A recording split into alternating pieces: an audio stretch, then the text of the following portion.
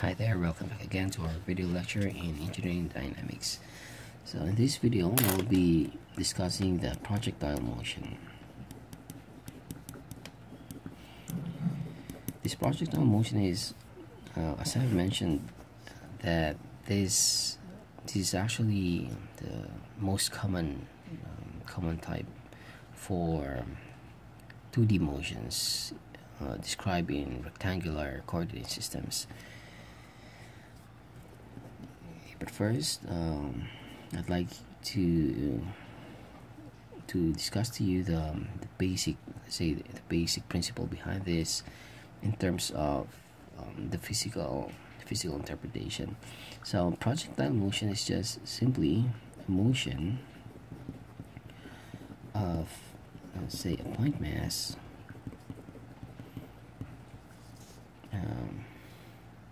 in free flight. So meaning, when we say free flight, it means unpowered. So there's no engine that's powering this this motion. Unpowered, or other words, they call it ballistic motions. And we neglect air resistance.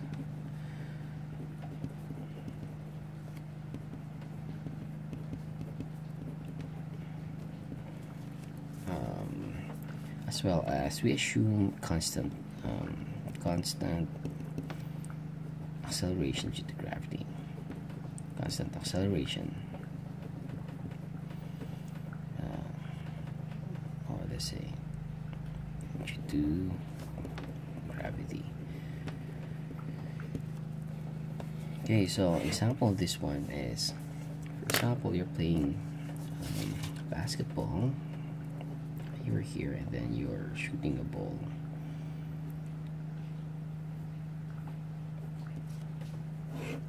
Okay, and then this is sorry. Okay, and then this is your, let's say, your post. Then this is your board.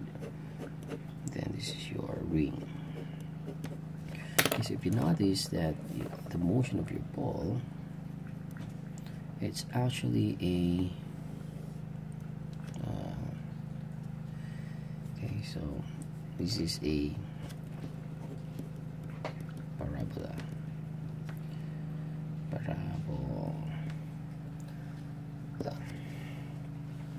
Okay, so that's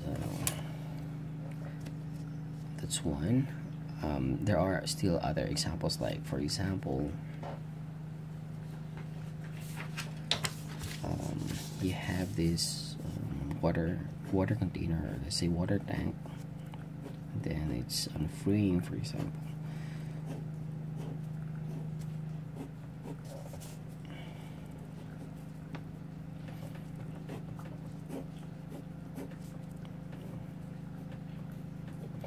Okay, so this is your water tank, and then let's say you have an what do you call it, orifice down here, so it's just a hole.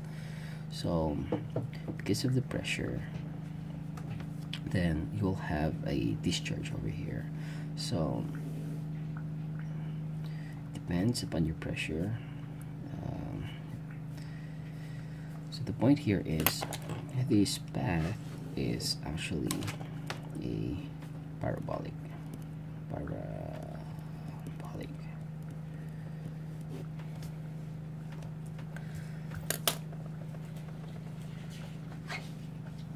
What else? Like for example, you have also a chipping machine, or let's say shredder or thresher machine.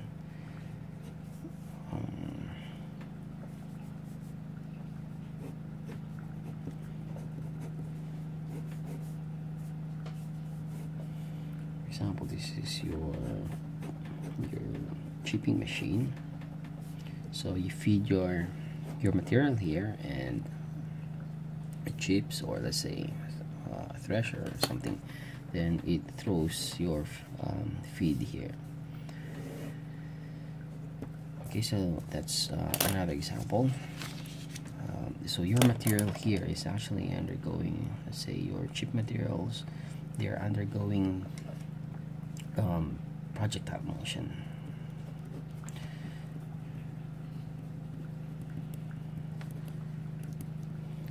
Okay, and lastly, we have, for example, for the motocross, so you have this rump and you have this, let's say, another rump here. So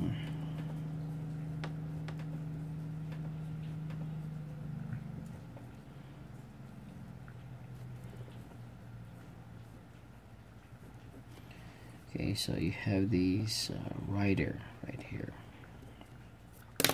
So if this is going to jump, then this motion is actually a projectile motion. Okay, parabolic, or let's say, I'll just write projectile motion. Okay, so you notice that there are a lot of applications actually of this projectile motion, so that's why maybe that's the most common motion problem that we encountered in, let's say, physics. Okay, so now let's discuss in detail the analysis of the projectile.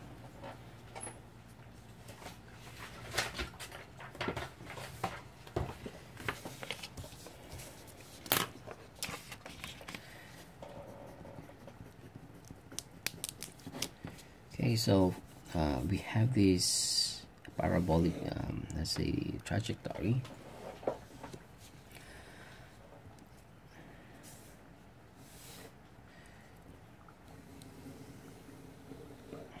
Okay, so let's label some parts here. So these are our, let's say, path. And in order for the motion to, in order for the point mass to travel in this parabolic path, so it must have some initial velocity. Okay, so this must have some initial velocity. Okay, so this is initial velocity. Other terms, they call it muzzle velocity or launching velocity. Okay.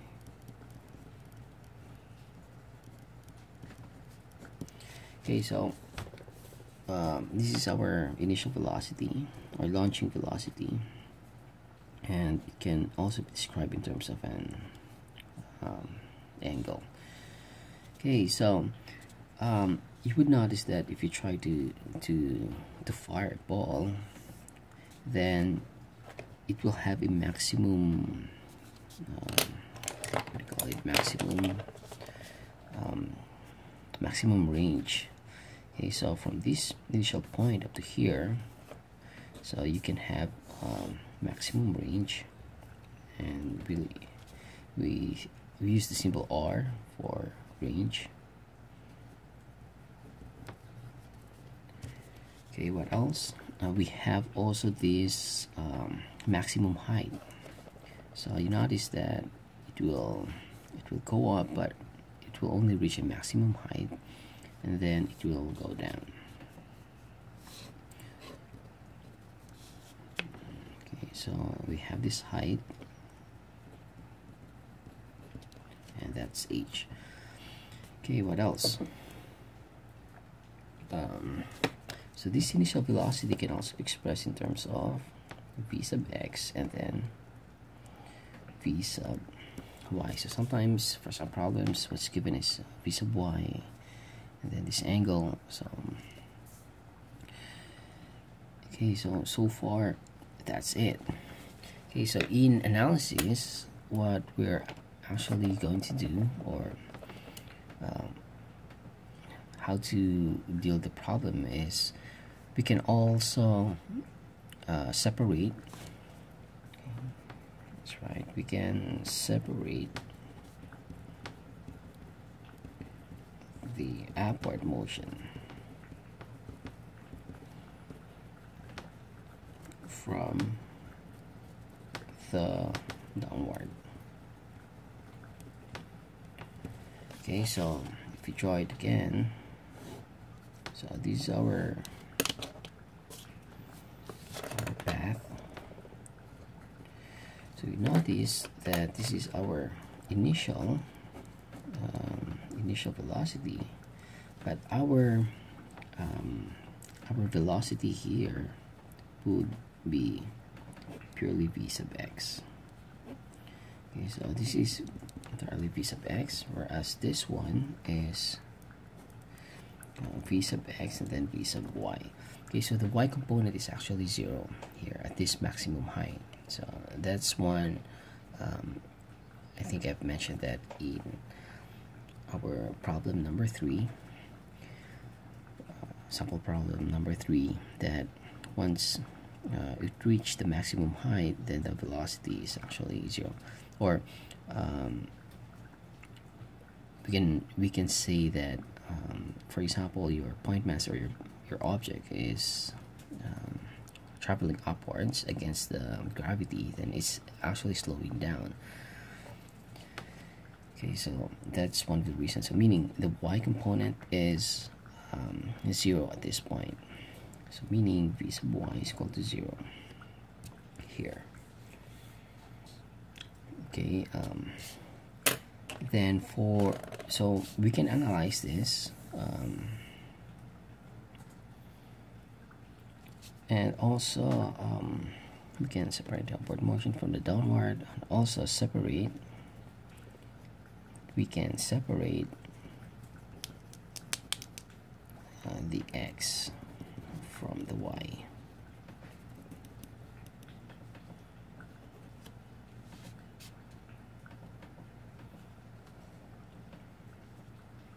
Okay, and then we apply the equations in the downward motion, or you can also just apply the equations in this entire motion. Okay, that's also possible. So here, that's it. So you can also solve for this time if you want, or this,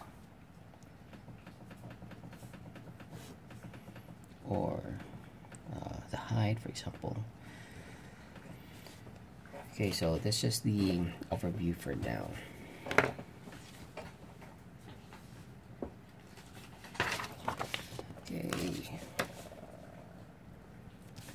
Okay, so we'll write the equations. Okay, so for the equations we have acceleration, what else, velocity, and position.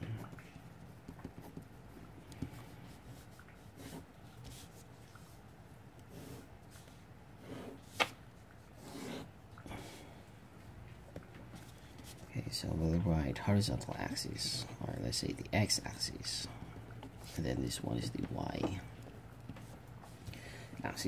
So when a body is under this projectile motion, this is actually, as I have mentioned already, that this is a 2D motion. So we have the velocity along the x and velocity along the y, but the velocity along the x anywhere here, so it's just constant.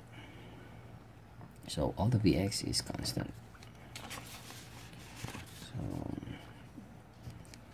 velocity at x is constant, and the velocity at y, it's slowing down. Vy is slowing down during the first part, or during this upward motion, and it's speeding up is speeding up during the downward motion. Okay, so meaning if this is if the velocity at x is constant, then the acceleration is a sub x is 0.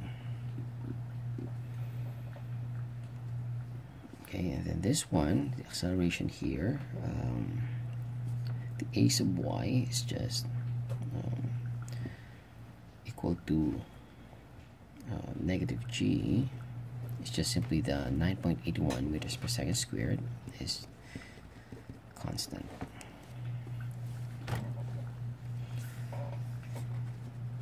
Okay, what else? So the velocity. So the velocity at x is, as I've said, is constant. Then the velocity at y, we can use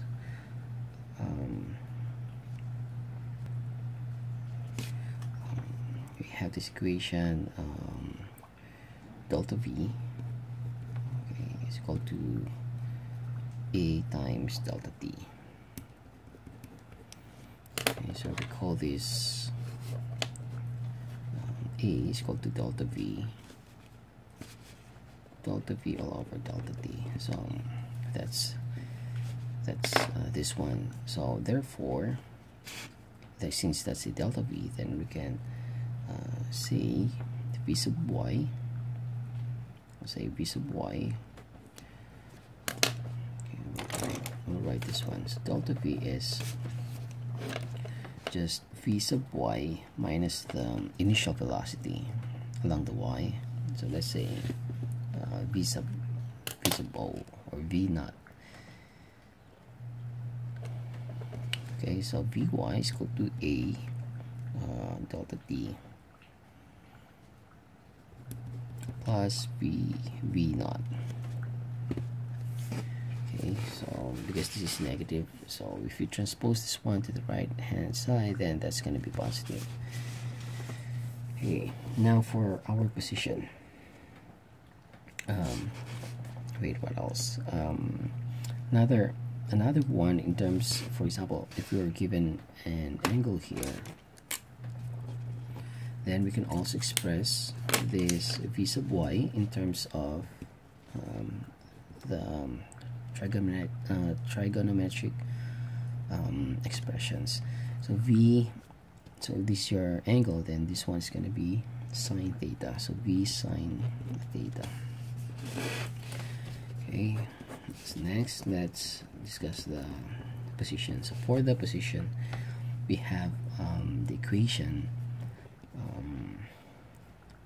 let's say x is equal to vx times t. Okay, so this one is taken from our equation v sub x is equal to x, or let's say dx all over dt, or let's say delta x all over delta t. So since sometimes our s naught, I mean, you can also write it like this one if you'd like, but sometimes this x naught is just it's just 0, so that's why it's written like this. But if not, then you can you just have to write the let's say x naught here if you'd like. Okay, what else? Now for the y. So for the y, we have this equation. Y is equal to initial velocity d plus 1/2 gt squared, and other equations, like for example what else? I think 2gs equal to v y squared minus v naught squared, and we have v sub y, or let's say a sub y, or g is equal to v sub y or delta v sub y all over delta t. Okay, so we have these equations here for our projectile motion. Alright, so just a review. These are our equations. So along the x-axis, the projectile motion, in a projectile motion, we have a zero acceleration because our velocity here is constant. You can also try to look for videos that did experiments in these situations or in these examples, that it actually proves that the velocity along the x is constant.